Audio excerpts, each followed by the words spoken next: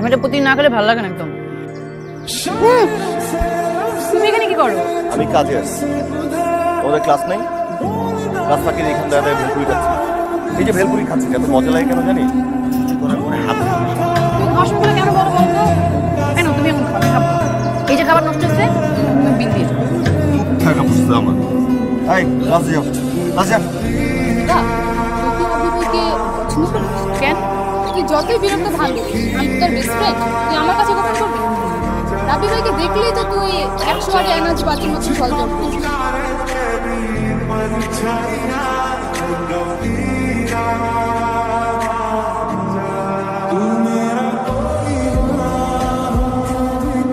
কত হলো রান কত?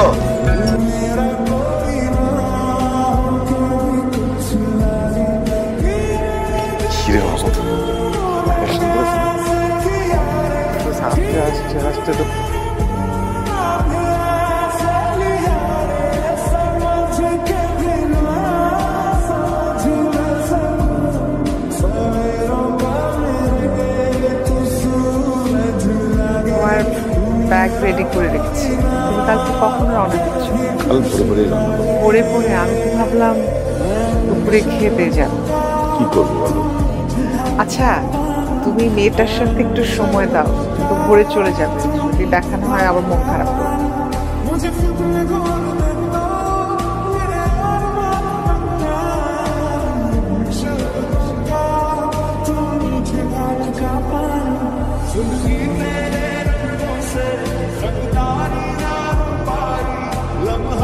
এই রিবা,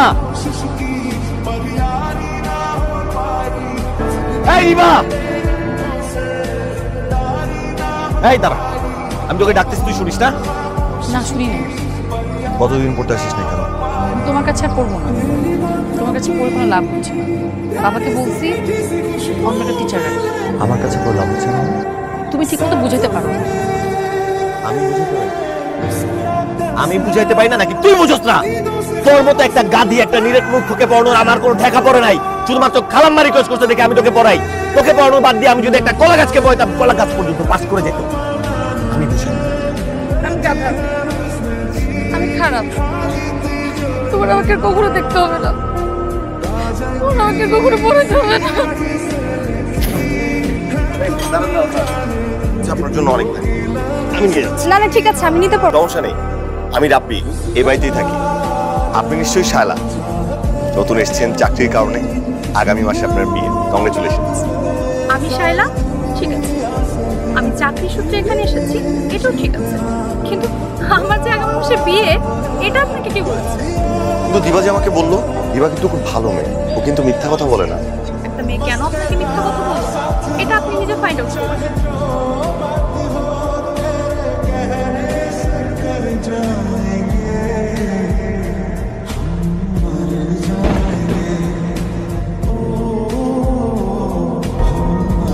যে কোনো সময় বৃষ্টি নামবে।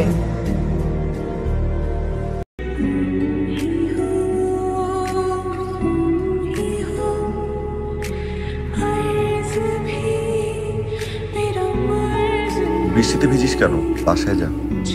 দিবা ভিজিস না, জ্বর আসবে। আমার জ্বর আসলে তোমার কি? তোর জ্বর আসলে আমার যে অনেক কষ্ট হবে।